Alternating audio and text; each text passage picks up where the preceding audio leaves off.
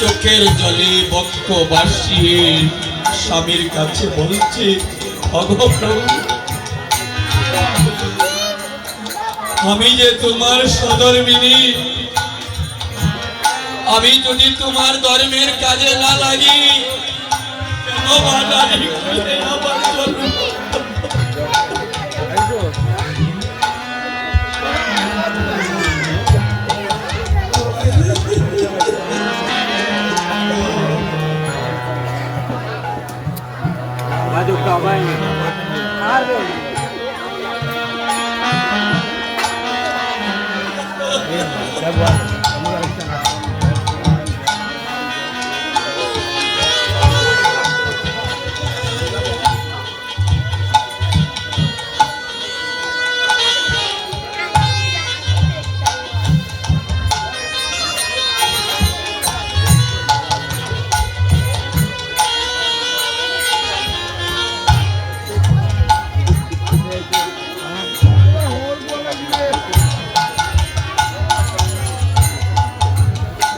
জীবনটা বড় দুঃখে গেল গো।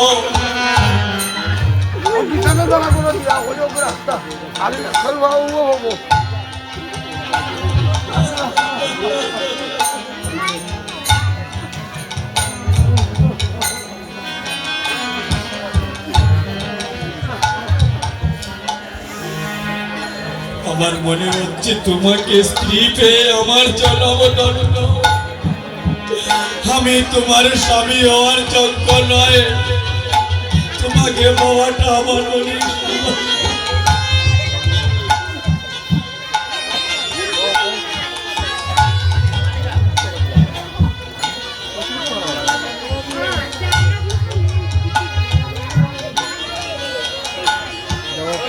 স্বর্ণ অলঙ্কার নিয়ে বাজারে স্বর্ণকারের দোকানে গেলেন,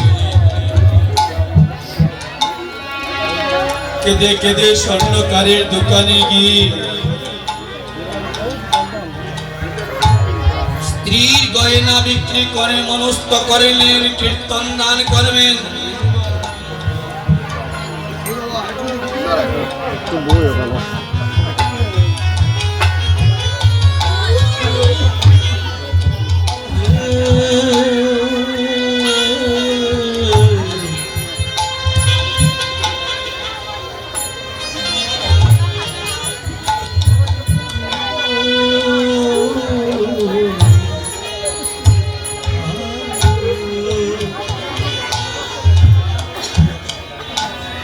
স্বর্ণালঙ্কার বিক্রি করে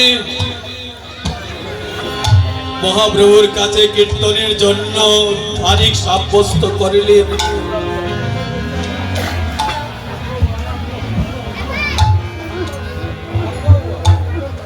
কিন্তু তারিখ সিদ্ধান্ত হলো বাড়িতে যখন আসেন শ্রীবাসের ভাতৃগণ তারা তাদের বাড়িতে কীর্তন দিতে নিষেধ করলেন।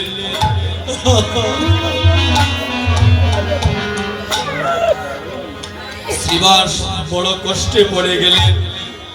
বাড়িটা ছিল তাদের একত্র ভাইয়েদের সাথে মিলিত হয়ে গেল, কিন্তু এই স্থানে শ্রীবাসের ভাতৃগণ কীর্তন দিতে রাজি হলেন না।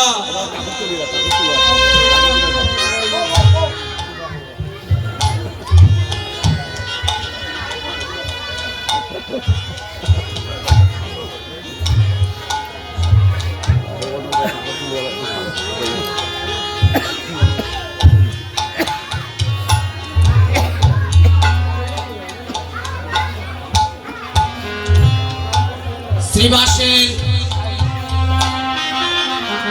কীর্তনের ব্যবস্থা হয়ে গেল, কিন্তু বাড়িতে আসার পর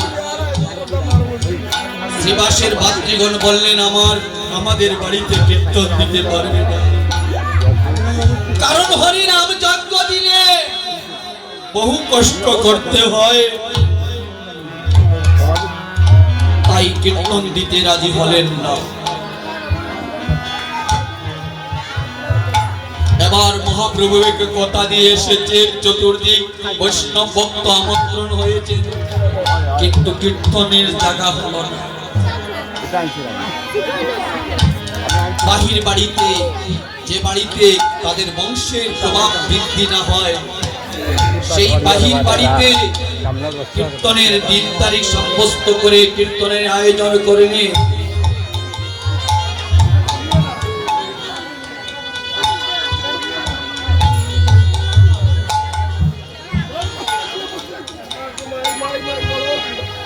ভক্ত বৈষ্ণব এসেছেন, সাধুগুরু সকলের নিয়ম মান্ত্রিক সকল সেবা কীর্তন চলছে।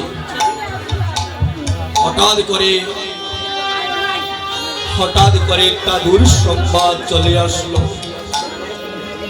শ্রীবাসের একটা মাত্রই পুত্র ছিল, শ্রীবাসের একটা মাত্র পুত্র ছিল, সে জনমের মতো এই ধরাধাম থেকে বিদায় নিল।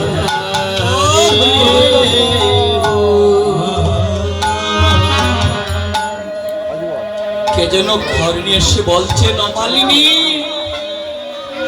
তুমি কি জানো তোমার একমাত্র পুত্র ধরাধাম থেকে বিদায় নিয়েছে?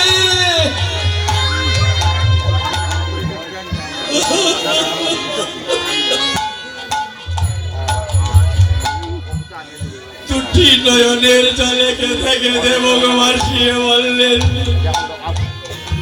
ভগপ্রভু এ কি তোমার লীলা? এই জগতে তো কোনো আমার ধন ছিল না, একটা মাত্র পুত্র ছিল আমার।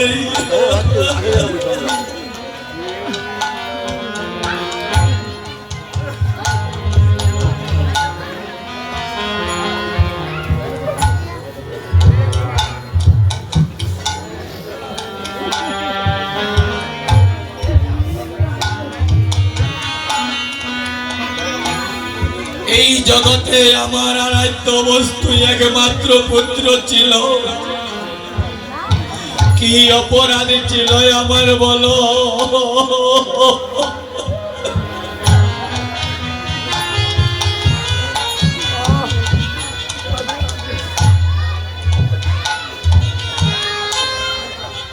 একমাত্র পুত্রকে কুলে নিয়ে নয়ন জলে কাঁদতে আরম্ভ করল। উত্তর শিয়রি করে সম্মুখে একটা তুলসী রেখে সবাই বলছে, দেখো তোমার একমাত্র পুত্র তোমার স্বামীকে আগে সম্মান দাও।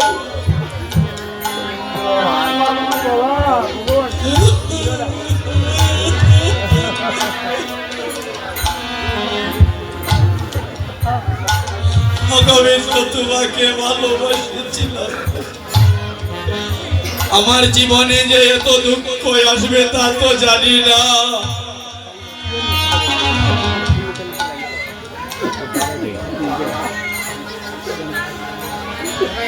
মৃত পিতৃর পাশে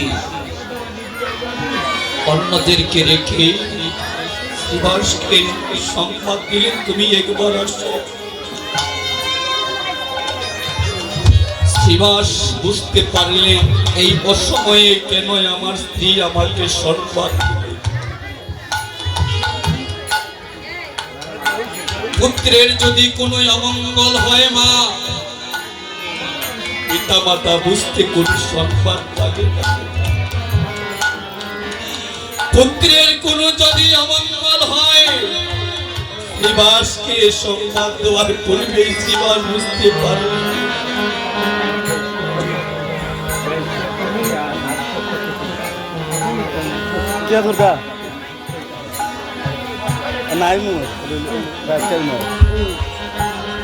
না দোকান আছে না, দোকান না দোকান না, তারা মিটিং করতে মিটিং ওটা লেগে যাবে না, দোকান নাই, দোকান নাই। পাশে এসে বলছে, মালিনী কি বলো, কি জন্য এই সময় তুমি আমাকে সংবাদ দিলে বলো? দুটি নয়নের জলে বক্ষ ভাসিয়ে মালিনী দেবী কাঁদছেন,